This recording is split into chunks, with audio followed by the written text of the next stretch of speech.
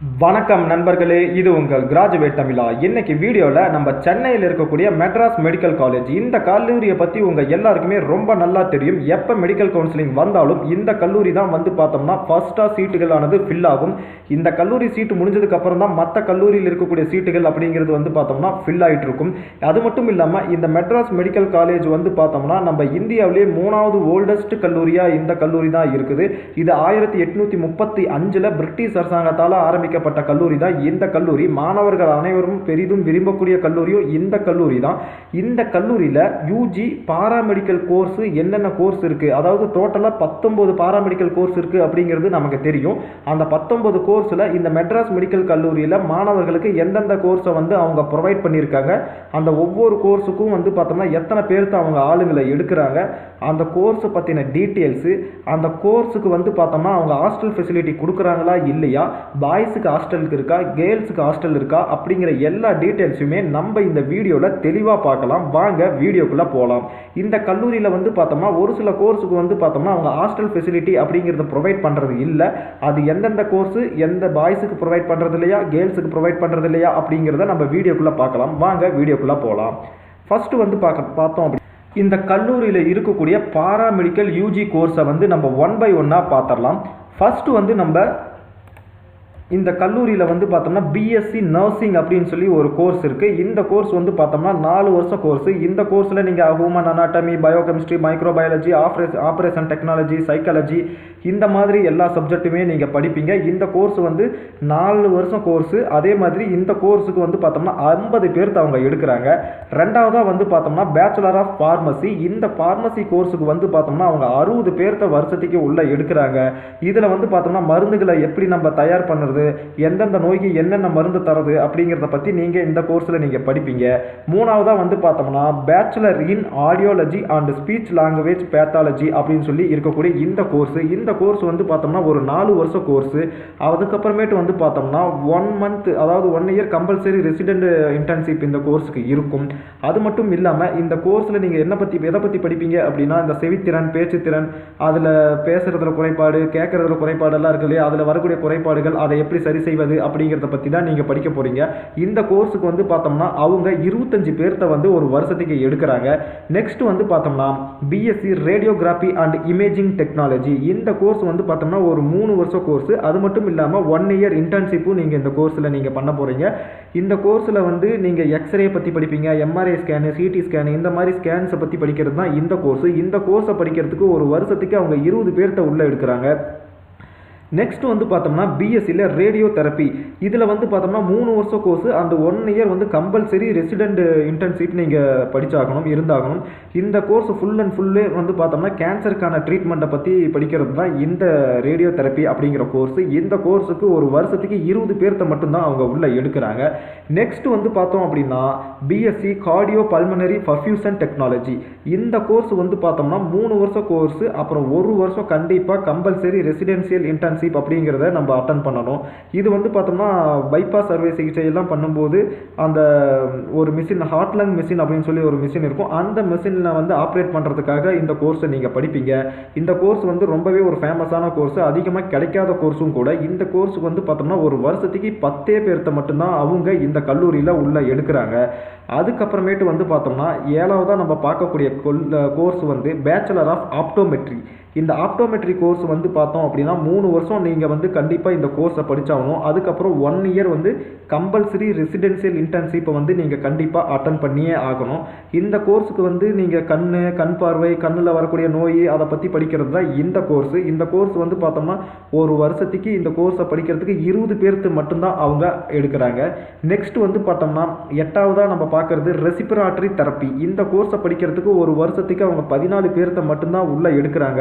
இந்த கோர்ஸுமே ஒரு 3 வருஷம் கோர்ஸ். அது மட்டும் இல்லாமல் 1 வருஷம் கம்பல்சரி ரெசிடென்சியல் இன்டர்ன்ஷிப் அப்படிங்கிறது இந்த கோர்ஸுக்கு இருக்குது. நுரையீரல் சம்மந்தப்பட்ட நோய்களை கண்டறிவது, நுரையீரலில் ஏற்படும் நோய் தாக்கம், இதை பற்றியெல்லாம் படிக்கிறது தான் இந்த கோர்ஸ். ஏன்னா இது ரெஸ்பிரேட்டரி தெரப்பி அப்படின்னு சொல்லி அந்த நேம்லேயே இருக்குது. ரெஸ்பிரேட்டரினா அது கண்டிப்பாக நுரையீரல் தான் அதில் முக்கிய பங்கு வகிக்கும். அதுக்கப்புறமேட்டு நம்ம பார்க்கக்கூடிய கோர்ஸ் என்ன அப்படின்னு சொல்லி பார்த்தோம்னா பிஎஸ்சி கிளினிக்கல் நியூட்ரிஷன். இந்த பிஎஸ்சி கிளினிக்கல் நியூட்ரிஷனும் அடுத்ததாக நியூரோ எலக்ட்ரோ சைக்காலஜி, இந்த 2 கோர்ஸுமே இந்த வருஷம் தான் நமக்கு புதுசாக ஆட் ஆயிருக்கு. இந்த 2 கோர்ஸையுமே வந்து பார்த்தோம்னா நம்ம மெட்ராஸ் மெடிக்கல் காலேஜ் நமக்கு ப்ரொவைட் பண்ணுறாங்க. இந்த கிளினிக்கல் நியூட்ரிஷியன் அப்படிங்கிறது வந்து பார்த்தோம்னா உணவு பழக்க வழக்கம், ஊட்டச்சத்து நிபுணராக நீங்கள் வேலை செய்யலாம், என்னென்ன உணவில் என்னென்ன சத்து இருக்குது அப்படிங்கிறத பற்றி நீங்கள் படிக்க போகிறீங்க. இந்த கோர்ஸ் ஆல்ரெடி வந்து பார்த்தோன்னா நம்ம ஆர்ட்ஸ் அண்ட் சயின்ஸ் கவர்மெண்ட் காலேஜஸ்லாம் நிறைய காலேஜஸில் இந்த கிளினிக்கல் நியூட்ரிஷன் அண்ட் டயட்டெட்டிக்ஸ் அப்படிங்கிற கோர்ஸ் இருக்குது. இப்போ பாராமெடிக்கல்லையும் இந்த கோர்ஸை கொண்டு வந்துட்டாங்க. இந்த கோர்ஸுக்கு இவங்க 10 பேர்த்த மட்டும்தான் வந்து பார்த்தோம்னா ஒரு வருஷத்துக்கு படிக்கிறதுக்கு உள்ளே எடுக்கிறாங்க. அதுக்கப்புறமேட்டு பிஎஸ்சி நியூரோ எலக்ட்ரோ சைக்காலஜி, இந்த கோர்ஸ் வந்து பார்த்தோம்னா நரம்பு மண்டலம், மூளை மற்றும் முதுகு தண்டவாளம் வழியாக இந்த இன்ஃபர்மேஷன்லாம் பாஸ் ஆகுது இல்லையா, அதை பற்றின படிக்கிற ஒரு கோர்ஸ் தான் வந்து பார்த்தோம்னா இந்த கோர்ஸுக்கும் வந்து பார்த்தோம்னா ஒரு வருஷத்துக்கு அவங்க 10 பேர்த்த மட்டும்தான் நம்ம அந்த கோர்ஸை படிக்க முடியும் அப்படிங்கிறத அவங்க சொல்லியிருக்காங்க. ஸோ டோட்டலாக இந்த கல்லூரியில் வந்து பார்த்தோம்னா 10 பாராமெடிக்கல் கோர்ஸை வந்து அவங்க ப்ரொவைட் பண்ணிகிட்டு இருக்காங்க. இந்த 10 பாராமெடிக்கல் கோர்ஸ்லையும் சேர்த்து ஒரு வருஷத்துக்கு மொத்தம் 239 பேர், அதாவது 239 பேர் வந்து பார்த்தோம்னா இந்த கல்லூரியில் யூஜி டிகிரி படிக்கிறதுக்காக, பாராமெடிக்கல் டிகிரி படிக்கிறதுக்காக மட்டுமே உள்ளே வராங்க. அது மட்டும் இல்லாமல் இங்கே எம்பிபிஎஸ் இருக்குது, எம்எஸ் இருக்குது, அதெல்லாம் டாக்டர் படிப்பு. இது வந்து பாராமெடிக்கல் கோர்ஸுக்கு மட்டும் நம்ம சொல்லிட்டு இருக்கோம் இந்த வீடியோவில். ஸோ டோட்டலாக 239 பேருக்கு இந்த கோர்ஸ் படிக்கிறதுக்கான வாய்ப்புகள், இந்த கல்லூரியில் சேர்ந்து படிக்கிறதுக்கான வாய்ப்புகள் கண்டிப்பாக கிடைக்கும். நெக்ஸ்ட் இந்த கல்லூரியில் இருக்கக்கூடிய ஹாஸ்டல் ஃபெசிலிட்டியை பற்றி நம்ம பார்த்துடலாம். ஒவ்வொரு கோர்ஸுக்கும் அவங்க பாய்ஸுக்கு ஹாஸ்டல் ப்ரொவைட் பண்ணுறாங்களா, இல்லை கேர்ள்ஸுக்கு ப்ரொவைட் பண்ணுறாங்களா, இல்லை 2 பேர்த்துக்குமே ப்ரொவைட் பண்ணுறாங்களா அப்படிங்கிறத நம்ம தெளிவாக பார்த்துடலாம். ஸோ ஃபஸ்ட்டு வந்து பார்த்தோம்னா பிஎஸ்சி நர்சிங், இந்த கோர்ஸுக்கு வந்து பார்த்தோம்னா பாய்ஸுக்கு ஹாஸ்டல் கிடையாது அப்படிங்கிறத அவங்க சொல்லியிருக்காங்க. அதே மாதிரி கேர்ள்ஸுக்கு வந்து ஹாஸ்டல் ப்ரொவைட் பண்ணுறாங்க. நெக்ஸ்ட் வந்து பேச்சுலர் ஆஃப் ஃபார்மசி, இதில் வந்து பாய்ஸ் அண்ட் கேர்ள்ஸ் 2 பேர்த்துக்குமே அவங்க ஹாஸ்டல் ஃபெசிலிட்டி அப்படிங்கிறத கொடுக்குறாங்க. நெக்ஸ்ட் வந்து பார்த்தோம்னா bachelor in audiology and speech language pathology, இதில் வந்து பார்த்தோம்னா பாய்ஸ் அண்ட் கேர்ள்ஸ் 2 பேர்த்துக்குமே அவங்க கல்லூரி நிர்வாகம் சார்பாக ஹாஸ்டல் ஃபெசிலிட்டியை ப்ரொவைட் பண்ணுறாங்க. நெக்ஸ்ட் வந்து பார்த்தோம்னா ரேடியோகிராஃபி அண்ட் இமேஜிங் டெக்னாலஜி, இந்த கோர்ஸுக்கும் வந்து பார்த்தோம்னா பாய்ஸ் அண்ட் கேர்ள்ஸ் 2 பேர்த்துக்குமே அவங்க ஹாஸ்டல் ஃபெசிலிட்டியை ப்ரொவைட் பண்ணுறாங்க. Next BSc cardio pulmonary perfusion technology, இந்த கோர்ஸுக்குமே அவங்க பாய்ஸ் அண்ட் கேர்ள்ஸ் 2 பேர்த்துக்குமே ஹாஸ்டல் ஃபெசிலிட்டி ப்ரொவைட் பண்ணுறாங்க. நெக்ஸ்ட் வந்து பார்த்தோம்னா பேச்சுலர் ஆஃப் ஆப்டோமெட்ரி, இந்த கோர்ஸுக்கு வந்து பார்த்தோம்னா பாய்ஸுக்கும் ஹாஸ்டல் கிடையாது, கேர்ள்ஸுக்கும் ஹாஸ்டல் கிடையாது அப்படிங்கிறத அவங்க தெளிவாக சொல்லியிருக்காங்க. நெக்ஸ்ட் வந்து பார்க்குறோம் அப்படின்னா பிஎஸ்சி ரேடியோ தெரப்பி அண்ட் இந்த கோர்ஸுக்கு வந்து பார்த்தோம்னா பாய்ஸ் அண்ட் கேர்ள்ஸ் 2 பேர்த்துக்குமே ஹாஸ்டல் ஃபெசிலிட்டிஸ் இருக்குது. ஸோ 10 கோர்ஸ்னு சொன்னீங்க, இப்போ 7க்கு மட்டும்தான் சொல்லியிருக்கீங்க. இன்னும் 3 கோர்ஸ் என்னென்ன அப்படின்னு சொல்லி பார்த்தோம்னா அந்த nutrition, clinical nutrition, neuro electro psychology, அதுக்கப்புறமேட்டு வந்து பார்த்தோம் அப்படின்னா இன்னொரு கோர்ஸ், அந்த கோர்ஸ் தான் BSc radiology and imaging technology. இந்த கோர்ஸுக்கு வந்து அவங்கெல்லாம் இந்த 3 கோர்ஸுக்கும் அவங்க ஹாஸ்டல் ஃபெசிலிட்டி ப்ரொவைட் பண்ணுறாங்களா இல்லையா அப்படிங்கிறத நம்ம என்கொயரி பண்ண வேண்டியது இருக்குது. ஸோ அதை என்கொயரி பண்ணிவிட்டு அந்த இன்ஃபர்மேஷனை உங்களுக்கு நான் அப்டேட் பண்ணுறேன். நெக்ஸ்ட் வந்து பார்த்தோம் அப்படின்னா நம்ம எம்எம்சி சென்னையில் நம்ம படிக்கணும் அப்படின்னா நமக்கு எவ்வளோ காலேஜ் ஃபீஸ் அவங்க வாங்குவாங்க அப்படிங்கிறத நம்ம தெளிவாக பார்த்துடலாம். ஸோ ஃபஸ்ட்டு வந்து பார்த்தோம்னா இது வந்து ஒரு கவர்மெண்ட் கல்லூரி அப்படிங்கிறது நம்ம எல்லாருக்குமே நல்லா தெரியும். கவர்மெண்ட் கல்லூரி இங்கே மட்டும் இல்லை, நீங்கள் எம்எம்சி சென்னையில் மட்டும் இல்லை, நம்ம தமிழ்நாட்டில் எந்த மெடிக்கல் காலேஜ் கவர்மெண்ட் கல்லூரியில் சேர்ந்தாலும் உங்களுக்கு பாராமெடிக்கல் கோர்ஸ் படிக்கிறதுக்கு வருஷத்துக்கே 3000 ரூபாய் மட்டும்தான் சார்ஜ் வாங்குவாங்க. இதே வந்து நீங்கள் ஒரு செல்ஃப் ஃபினான்சிங் அப்படின்னு சொல்லக்கூடிய ப்ரைவேட் கல்லூரியில் படிச்சிங்க அப்படின்னா உங்களுக்கு எவ்வளோ காசு வாங்குவாங்க அப்படின்னு சொல்லி பார்த்தோம்னா பிஃபார்முக்கு வந்து பார்த்தோம்னா வருஷத்துக்கு 43,000 வாங்குறாங்க. பிஎஸ்சி நர்சிங்க்கு வந்து பார்த்தோம்னா உங்களுக்கு 45,000, பிபிடிக்கு வந்து பார்த்தோம்னா 33,000, பிஓடிக்கு வந்து பார்த்தோம்னா 33,000 வாங்கிட்டு இருக்காங்க. இது எல்லாமே நான் சொல்றது கவர்மெண்ட் காலேஜில் வாங்கக்கூடிய அந்த 3000 ரூபாயாக இருக்கட்டும், பிரைவேட்டில் வாங்கக்கூடிய இந்த அமௌண்ட்டாக இருக்கட்டும், இது ரெண்டுமே கல்லூரிக்கான கட்டணம், விடுதி கட்டணமெல்லாம் நம்ம தனியாக கட்டணும். ஸோ இப்போ நீங்கள் கவர்மெண்ட்டில் படிக்கணும் அப்படின்னா உங்களுக்கு வருஷத்துக்கே 3000 ரூபா தான் கல்லூரி கட்டணம் அப்படிங்கிறது வரப்போகுது. அதே மாதிரி நீங்கள் ப்ரைவேட்டில் படிக்கணும் அப்படின்னா இந்த நம்ம லிஸ்ட்டில் இருக்கக்கூடிய ஃபீஸ் வந்து கவர்மெண்ட் ஃபிக்ஸ் பண்ண ஃபீஸ். ஆனால் கல்லூரிகள் இந்த ஃபீஸை தான் வாங்குறாங்களா அப்படிங்கிறது நீங்கள் கண்டிப்பாக கல்லூரி நிர்வாகத்துக்கிட்ட என்கொயரி பண்ணணும். ஏன்னா சம் கல்லூரிகள் வந்து அதிகப்படியான ஃபீஸை வசூல் பண்ணிட்டு இருக்காங்க. ஸோ நீங்கள் ஒரு ப்ரைவேட் கல்லூரியில் நீங்கள் சீட் எடுக்க போகிறீங்க அப்படின்னா அந்த கல்லூரியில் என்ன கோர்ஸ் எடுக்க போகிறீங்களோ அந்த கல்லூரிக்கு ஃபோன் பண்ணி இந்த கோர்ஸ் நான் எடுத்தால் எனக்கு எவ்வளோ ஃபீஸ் வருஷத்துக்கு வரும் அப்படிங்கிறத நீங்கள் தெளிவாக கேட்டுக்கணும். ஹாஸ்டலுக்கு எவ்வளோ, இல்லை ஸ்டடீஸுக்கு மட்டும் எவ்வளோ அப்படிங்கிறத நீங்கள் தெளிவாக கேட்டு நீங்கள் வச்சுக்கிறது தான் புத்திசாலித்தனம். அதே மாதிரி இந்த மாதிரி கல்லூரிகளெல்லாம் கவர்மெண்ட் கல்லூரியில் வந்து நீங்கள் ஹாஸ்டல் சேர்ந்து படிச்சிங்கன்னா ஹாஸ்டல் ஃபீஸ் வந்து ரொம்பவே உங்களுக்கு விலை கம்மியாக தான் இருக்கும். ப்ரைவேட்டில் அதுக்கேற்ற மாதிரி சார்ஜஸ் வாங்குவாங்க. நீங்கள் அதை ரொம்ப நல்லா என்கொயரி பண்ணிவிட்டு ப்ரைவேட்டில் சேர்றது ரொம்ப ரொம்ப நல்லது.